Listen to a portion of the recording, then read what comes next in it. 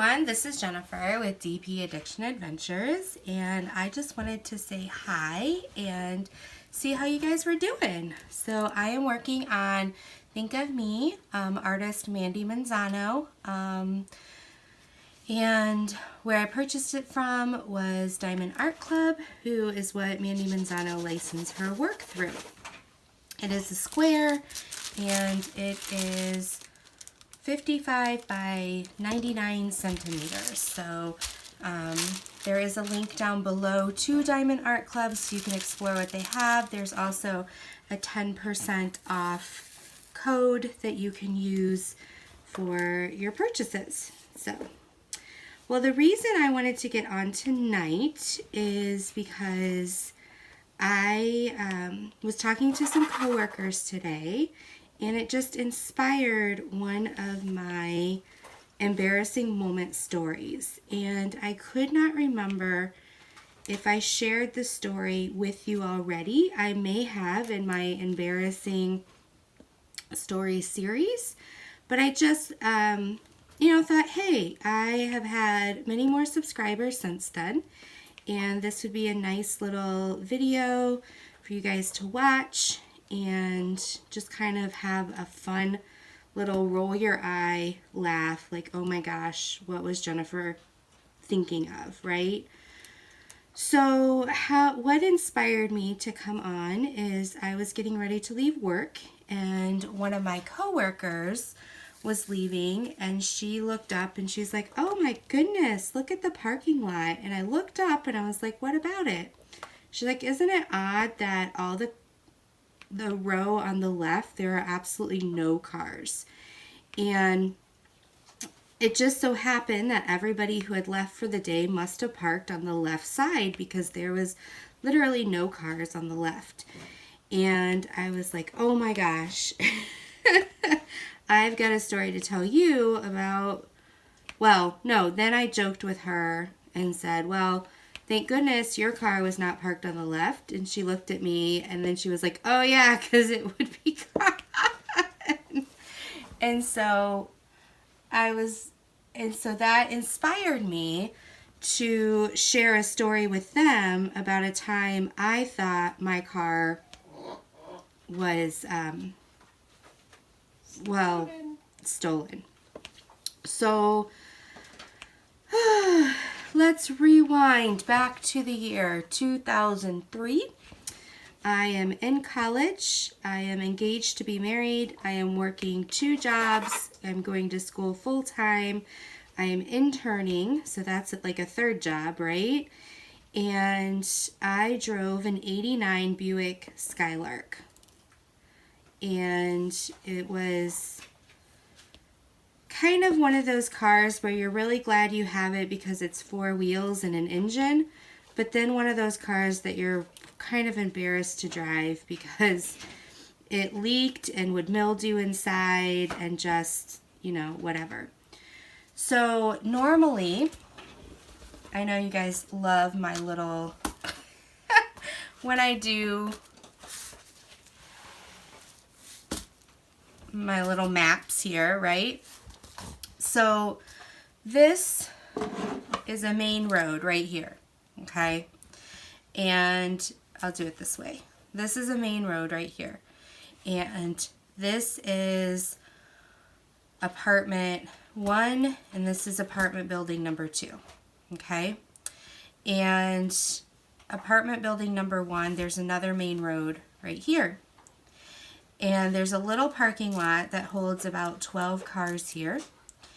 And I lived in this apartment building, and there's a huge parking lot over here, all right, that holds like 70 or 80, maybe 100 cars.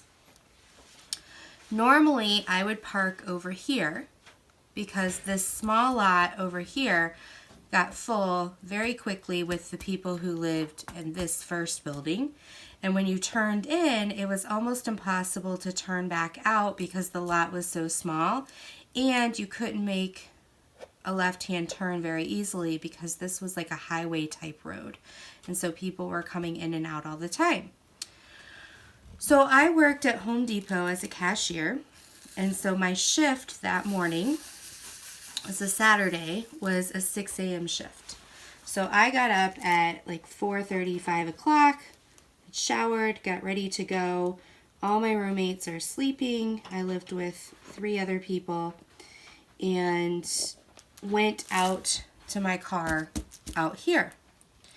Well, because there was so limited parking compared to how many people live there, that early in the morning, there's never an empty spot because usually you had to park like 3 parking lots over if you got in late. And so I go out and there's one empty spot. It's where I thought I had parked my car. And there's a pile of glass where the driver's side window would be. And I'm thinking to myself, oh my gosh, my car is stolen. And then I thought, well, maybe I didn't park it in this area. Maybe I parked it down because I had not driven my car since Thursday.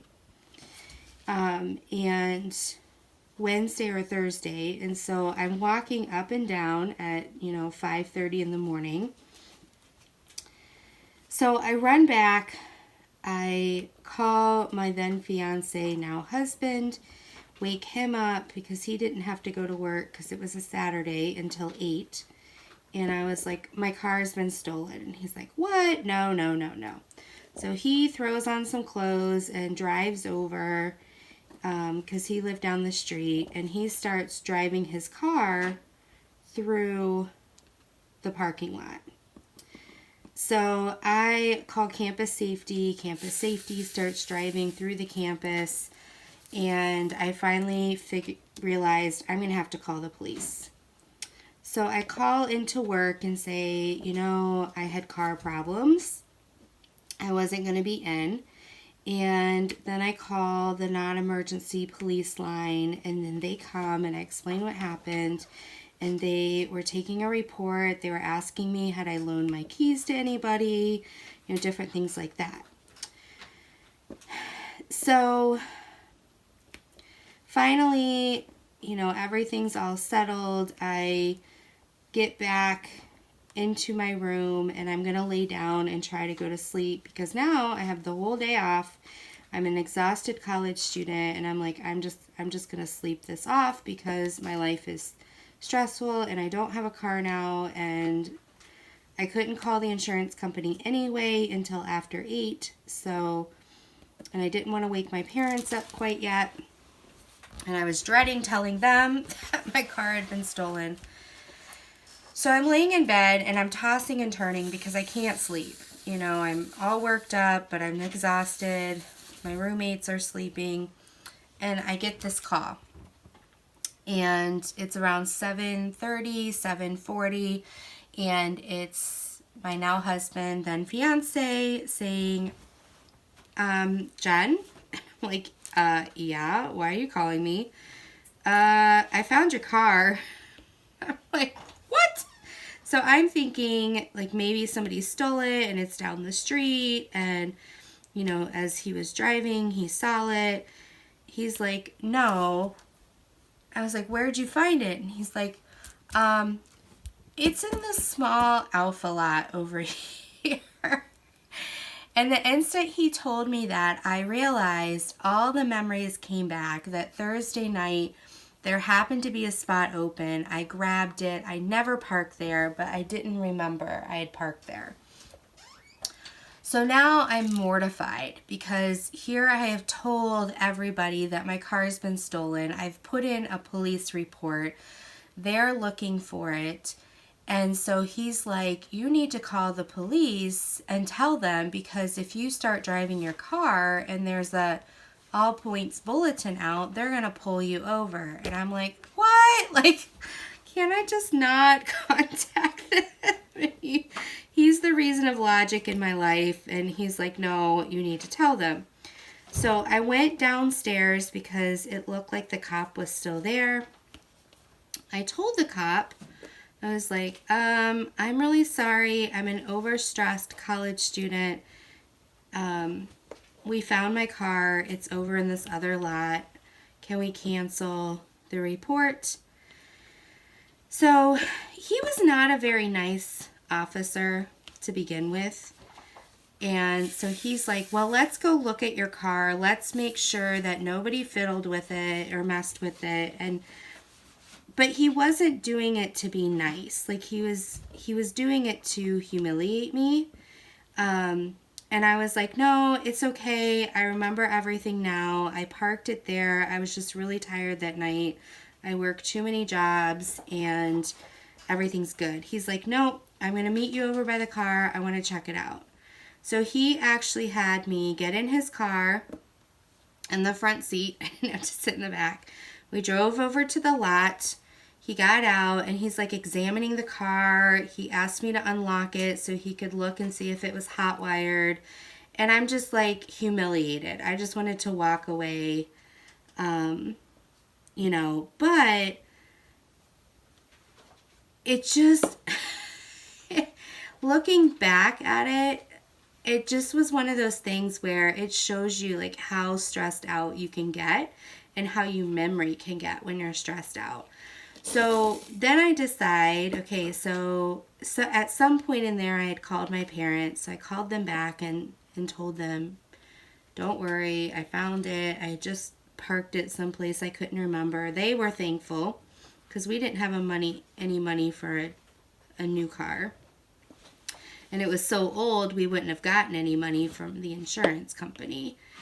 So I go back to bed and think, all right, I'm just going to take the day off because I am overworked.